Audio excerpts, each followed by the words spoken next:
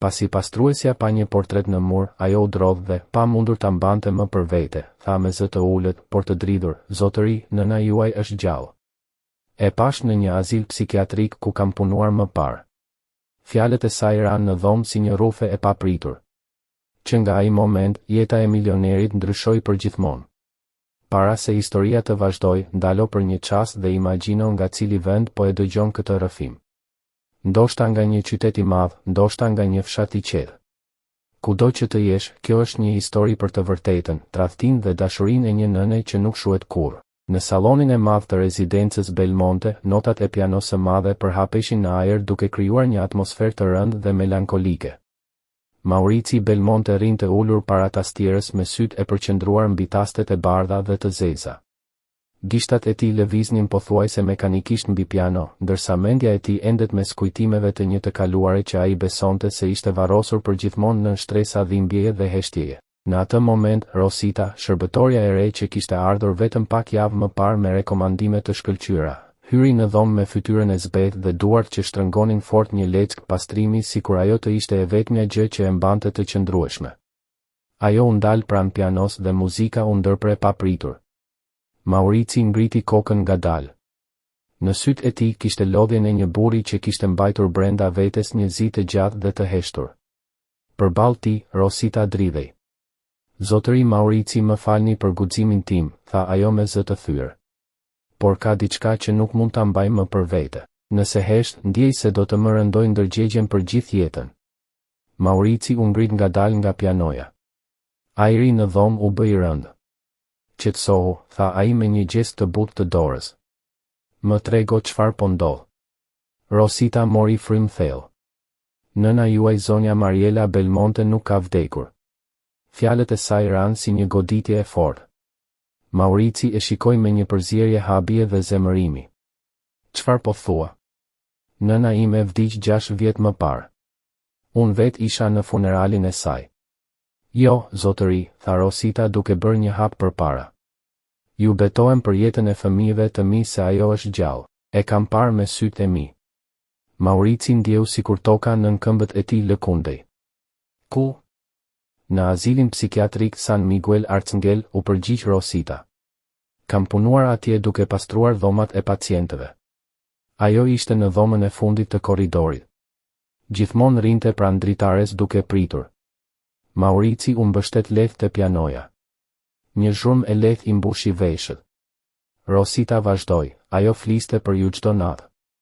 Thoshte se djali i saj luante piano si engjëjt dhe se një ditë do të vinte ta merrte. Në atë moment u dëgjua zhurma elegante e takave që zbrisnin shkallët e mëdha të rezidencës. Karina Torres Belmonte, gruaja e Mauricit, hyri në salon e veshur me një fustan të bardhë elegant. Aroma e parfumit të saj mbushi ajrin. Ajo vështroi skenën me sy të mprehë. Çfarë është gjithë kjo zhurmë? Pyeti me një buzëqeshje të ftohtë. Rosita nuk u tërhoq. I thash zotit Maurici se nëna e tij është gjallë, tha ajo me vendosmëri. Për një çast shumë të shkurtër, fytyra e Karinës humbi qetësinë e zakonshme. Një shprehje paniku kaloi si hije mbi sytë e saj. Por menjëherë ajo buzëqeshi me përbuzje. Sa histori absurde, tha ajo. Maurici, kjo grua po kërkon vëmendje ose para. Rosita ngriti kokën. Jo, zonjë. Po them të vërtetën. Maurici shikoi portretin e madh të nënës së tij mbi piano. Në pikturë, Mariela Belmonte buzëqeshte me qetësi. Çfarë prove ke? Pyeti ai. Rosita u mendua për një moment. Ajo më foli për një këngë, tha ajo. Këngën që ju këndonte kur ishit i vogël dhe kishit frikë nga errësira. Për një anije argjendi që lundronte mbi re dhe kapiteni ishte ju. Maurici u drodh. Kjo këngë ishte një sekret mes tij dhe nënës së tij. Askush tjetër nuk e dinte. Lotët ju mbushën në sy. Karina bëri një hap përpara. Maurici, kjo është manipulim emocional, tha ajo me zë të ëmbël. Kjo grua është e çmendur. Por Maurici tashmë nuk po e dëgjonte më. Dyshimi ishte mbjell në zemrën e tij. Natën që pasoi, rezidenca Belmonte u zhyt në një heshtje të rëndë. Maurici u mbyll në zyrën e tij duke kërkuar dokumente të vjetra.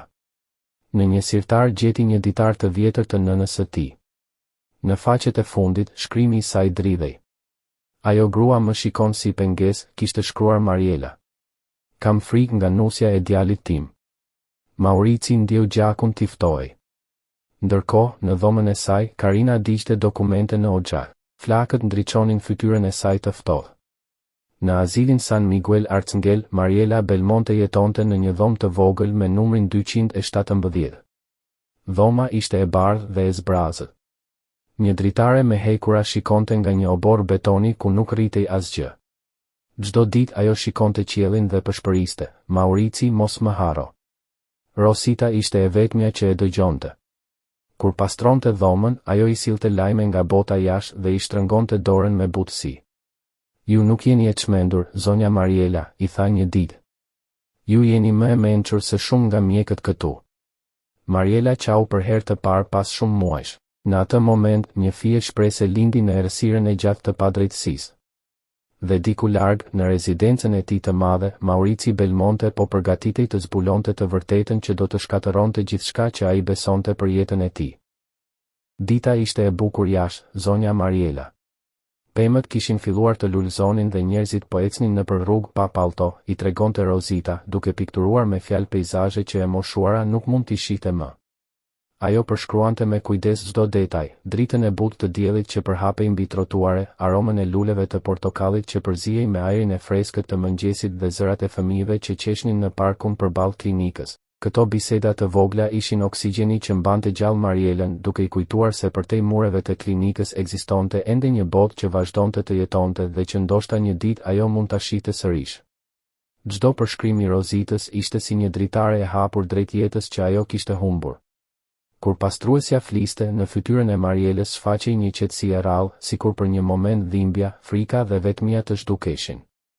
Megjithatë, doktori Villabos filloi të dyshonte për afërsinë mes pacientes dhe punonjëses së pastrimit. Ai kishte vënë re se Mariela dukej më e gjallë dhe më e qetë pas turneve të pastrimit të Rositës. Për të, kjo ishte një problem.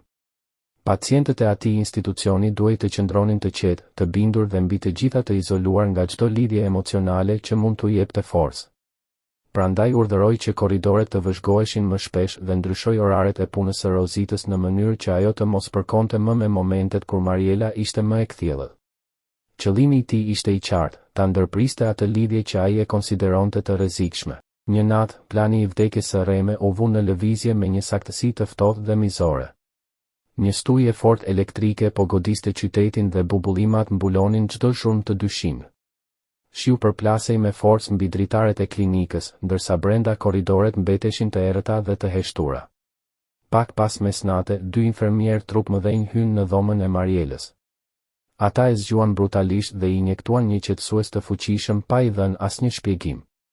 Është koha të ikim, zonjë. Po ju transferojmë në një vend më të mirë, tha njëri prej tyre me një ton sarkastik, ndërsa e ngrinin në barel dhe I lidhnin kyçet e duarve dhe këmbëve me ripa lëkure. Mariela, gjysmë e pavetdijshme por e tmerruar, u përpoq të thërriste emrin e djalit të saj. Por nga buzët e saj doli vetëm një rënkim I mbytur përpara se errësira ta përpinte plotësisht. E nxorën nga dera e pasme e shërbimit në shiun e rrëmbyeshëm dhe e futën në një furgon të zi pa asnjë shenjë identifikuese që priste me motorin ndezur. Brenda pak minutash, automjeti u zhduk në errësirë. Të nesërmen në mëngjes, në pavionin ku punonte Rosita mbretëronte një atmosferë e çuditshme. Infermierët përshpëritnin nëpër qoshe dhe një ndjenjë nervozizmi përhapej në ajër. Kur Rosita u përpoq të hynte për të pastruar dhomën 217, e gjeti derën të mbyllur me çelës dhe një mbikëqyrse që I bllokonte rrugën. Nuk ka nevojë të pastrosh këtu, Vargas. Pacientja Belmonte vdiq mbrëm nga një arrest kardiak, tha ajo me një ton të ftohtë, pa e parë në sy. Rosita ndjeu sikur toka u hap nën këmbët e saj. Kova me ujë I rrëshiti nga duart dhe u përplas në 2 sheme duke derdhur ujin me sapun në korridor. Nuk është e mundur dje ishte mirë. Fola me të dhe ishte e fortë, tha ajo e tronditur. Hesht dhe pastro këtë rrëmuj. Nëse do ta mbash punën, mos bëj pyetje. Të moshuarit vdesin. Kështu është jeta, ja ktheu mbikëqyrësia me një gisht kërcënues përpara se të largohej.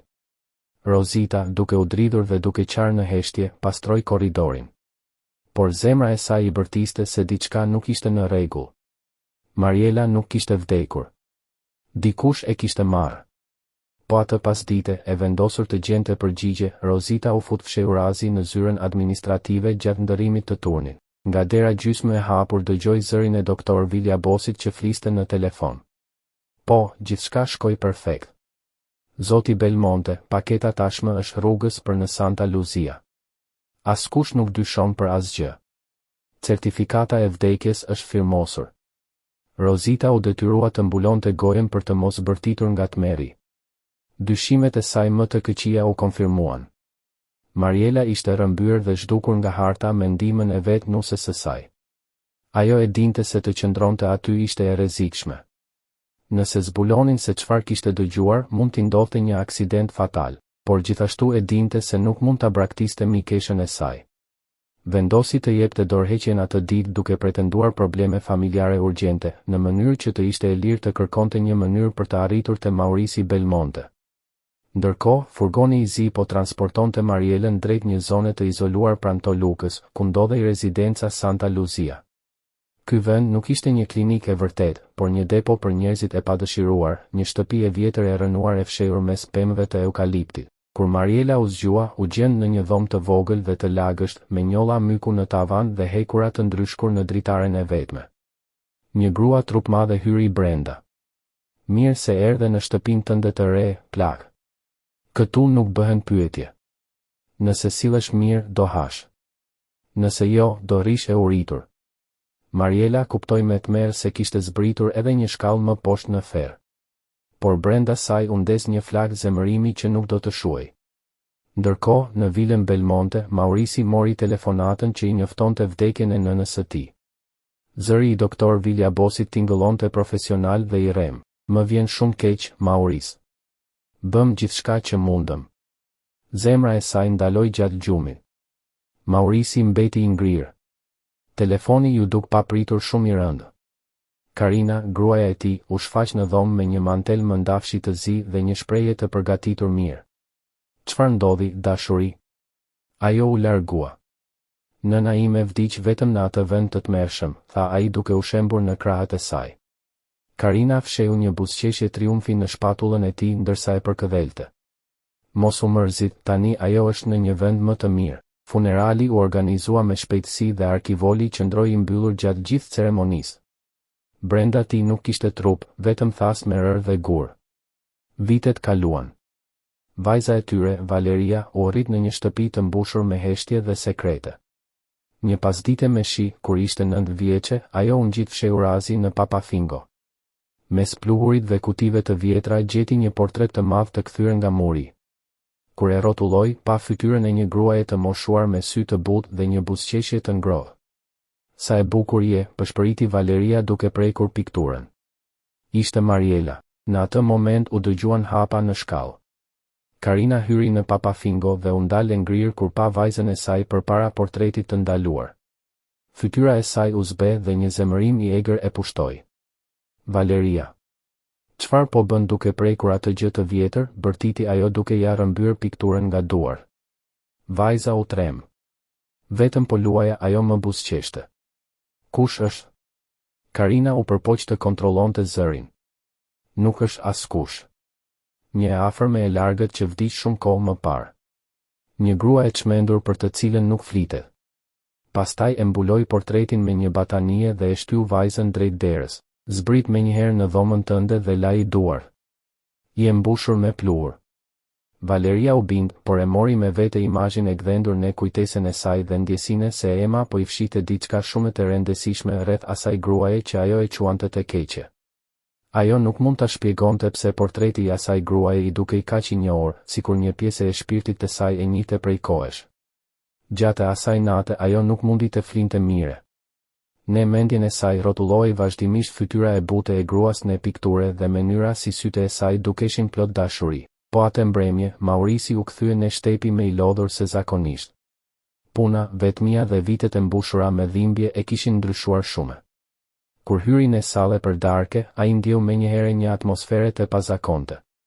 Valeria rinte e heshtur duke luajtur me pirunin e saj, ndërsa Karina po pinte vere me shumë se zakonisht dhe shikimi i saj ishte nervoz. A ka ndodhur diçka? Pyeti Maurici duke u përpjekur të prishte heshtjen. Karina ngriti supet me një lëvizje të ftohtë.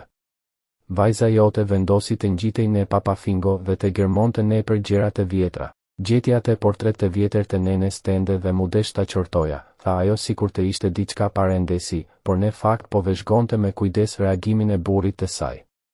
Maurisi ndaloi me pirunin në gjysmë të rrugës drejt gojës. Një dhimbje e thellë nostalgjie i shpoj zemrën. Nuk duhet ta quash mbeturine, Karina. Ai është portreti i nenes sime, tha ai me një zë të butë por të vendosur. Ishte hera e pare pas shumë vitesh që ai mbronte hapur kujtimin e Marieles. Karina heshti për një moment.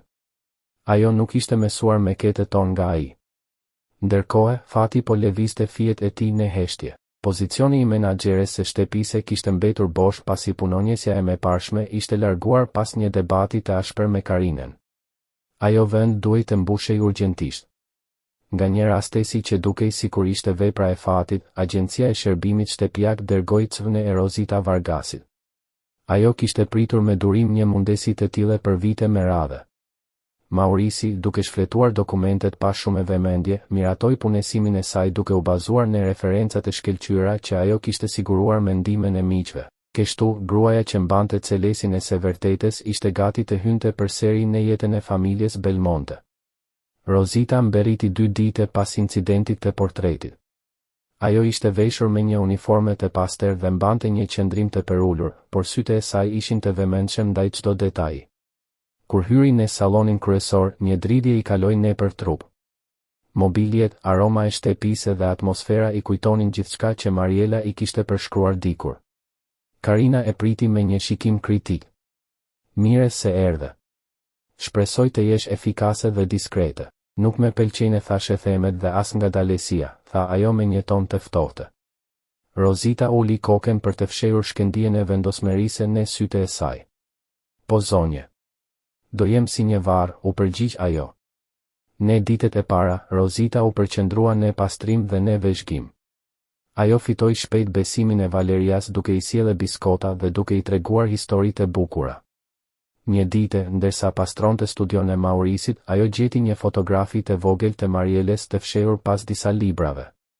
Kur e pa, u detyrua të ulej për një moment. Ajo puthi fotografinë sikur të ishte një ikone. Jam këtu, zonja ime, mos u shqetësoni.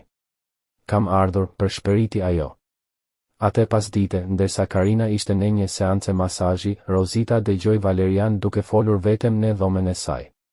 Vajza po u tregonte kukullave të saj për gjyshen nga piktura. Rozita hyri me një tabaka me ushqim. Për cilën gjyshe po flet Valeria, pyeti ajo butësisht. Valeria i tregoi gjithçka për portretin e Papafingo dhe sa shumë i ngjante babait të saj. Zemra e Rozites filloi të rritë fort. Ajo e kuptoi se prova që i duhej ishte aty. Vendosi se nuk mund të priste më. Një pasdite me stuhi, kur Karina kishte dale në një aktivitet bamirësie dhe Maurisi ishte vetëm duke pirë një gotë brandi, Rozita vendosi të vepronte. Ajo mori ruzaren që Mariela i kishte dhënë dhe hyri në salon. Zoti Mauris, kam nevojë të më dëgjoni, tha ajo. Ai ngriti kokën i habitur. Rozita vendosi ruzaren mbi tavolinë. Maurisi u zbeh me një herë. Ai e njohu me një herë. Ishte rozaria e kungimit të tij të pare, që nena e tij e mbante gjithmonë me vete. Ku e gjete këtë? Pyeti ai me një zë që dridhej. Ma dha nena juaj, Mariela Belmonte, në dhomën 217 të klinikës San Miguel, u përgjigj Rozita. Për ta dhënë ty nese një ditë do të gjeja. Maurisi ndjeu sikur bota po rrotulloi. Ti po gënjen. Unë e varrosa nenën time, tha ai me dëshpërim. Ju varroset një kuti me gure, tha Rozita me qetësi. Pastaj ajo i tregoi gjithçka. Për rrëmbimin. Për planin e Karines dhe doktorit Villabos. Për vendin ku e kishin çuar Marielen. Maurisi ra në gjunjë duke qare si fëmijë. Ku është ajo tani? Pyeti ai. Në një vend që quhet Santa Luzia, tha Rozita. Në atë moment, diçka ndryshoi brenda tij. Do ta gjejme, tha ai. Kur Karina u kthye në shtëpi, ajo gjeti Maurisin duke e pritur me ruzaren në dorë. Mama të përshëndet nga feri ku e dërgove, tha ai me një zë të ftohtë. Karina u zbe. Ajo u përpoq të mohonte gjithçka, por me ne fund u thye dhe rretheu. Maurici thiri një detektiv dhe u nis menjëherë drejt Santa Luzias me Rositën. Ata arritën në agim. Vendin e ruanin roje dhe qene. Pas një kontrolli nëpër dhoma të ndryshme, Maurici gjeti një dere të mbyllur me dri në katin e sipërm. Kur dera u hap, ai pa Marielen. Ajo ishte ulur në një karrige të vjetër, kur e pa, sytë e saj u mbushen me dritë. Maurici e ti, biri im, pyeti ajo me zë të dridhur. Ai ra në gjunjë dhe e përqafoi duke qare. Jam une, mama. Kam ardhur të marr. Mariela e përqafoi me një buzëqeshje të butë. E dia që do vije. Rosita hyri gjithashtu duke qare dhe Mariela i zgjati dorën. Faleminderit bie. Kur u kthyen në shtëpinë e Belmonte, dielli po linte. Karina kishte ikur gjatë natës.